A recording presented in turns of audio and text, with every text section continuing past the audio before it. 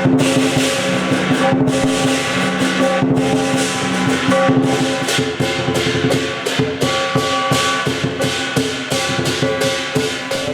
pengerusi Majlis Pemulihan Negara, kita akan tingkatkan lagi usaha kita dengan sokongan daripada kerajaan supaya ekonomi negara akan lebih rancak, pelaburan negara akan lebih meningkat dan juga usaha-usaha berterusan kita lakukan dalam konteks untuk mengawal kesihatan negara rakyat kita daripada penyakit wabak pandemik COVID-19 ini.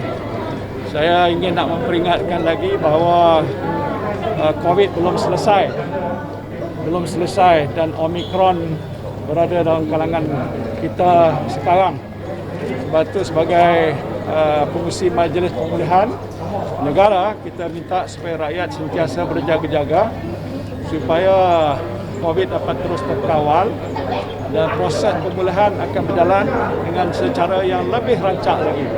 Saya ada keyakinan kalau selepas ini Majlis Pemulihan Negara nak mengusulkan kerajaan supaya pembukaan sempadan itu dapat dibuka secara berperingkat dalam tempoh masa yang tidak berapa lama lagi.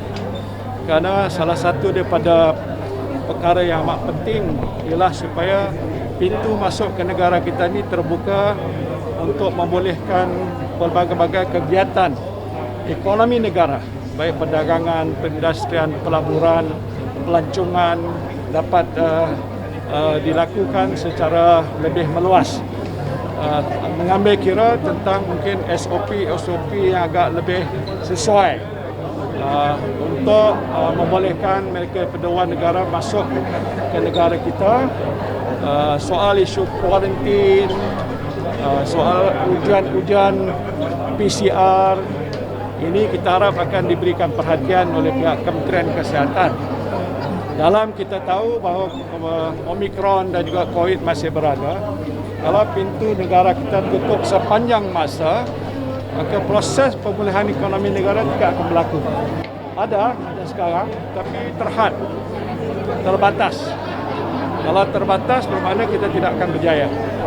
Jadi saya rasa bertanggungjawab supaya perhatian akan diberikan oleh Perdana Menteri, khususnya dan Jemaah Menteri akan cadangan-cadangan yang telah dan akan kita kemukakan daripada Majlis Pemulihan supaya keadaan negara kita akan bertambah lebih baik di masa hadapan ini.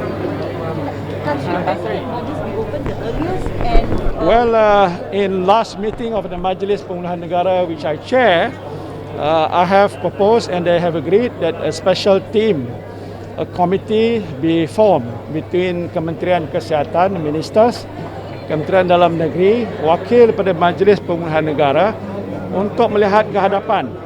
Kalau dia kata tak buka sepanjang masa, tak tahu bila masa, susah. So there must be definite timeline. Umpama ke dalam sebulan ke ataupun 2-3 bulan ke atau macam mana. Kalau lagi lambat, lagi masalah. So macam they're going to be coming out with a definite timeline. yeah. So hasil nanti bila mereka akan bentang dalam surat mungkin bulan hadapan, saya nak tahu. Kalau dia kata tutup sepanjang masa, saya kata saya tak setuju. Kalau buka semua pun saya tak setuju. Ada negara yang mana kita lihat mereka sudah dapat berjaya mengawal. Kita boleh pergi Dubai hari itu, tapi ikut SOP dia. Di sampai sana tak ada kena buat test apa-apa, sebelum pergi kena buat test. Di sana tak ada kuarantin, contohlah. Lepas tu orang berjalan macam biasa, tapi SOP masih ada, pakai itu, pakai ini. Dan saya pulang ke tanah air dalam keadaan yang agak sihat selepas lebih seminggu di sana. Ya, terkawal. Dapat sini pun kena ujian PCR juga. Balik kena kuarantin saya 5 hari. Tapi okey. Jadi kalau begitu, maknanya kita boleh travel lah. Tapi kalau tak travel, saya tak boleh pergi sana untuk menyampaikan ucapan keynote address untuk jumpa pelabur. Saya jumpa 80 pelabur di sana. Jadi kalau mereka tak boleh datang ke sini untuk berjumpa dengan kita selepas saya pergi ke sana, macam mana mereka nak melabur di sini? Contoh.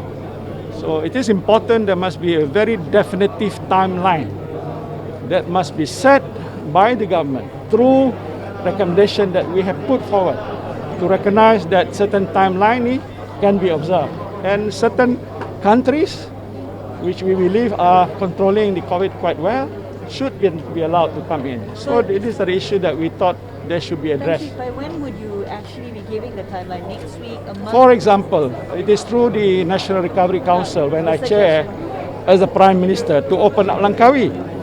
Now Langkawi is open, but Langkawi is only open for domestic tourism.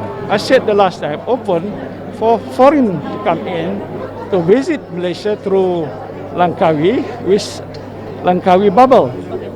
But that has not been done so far.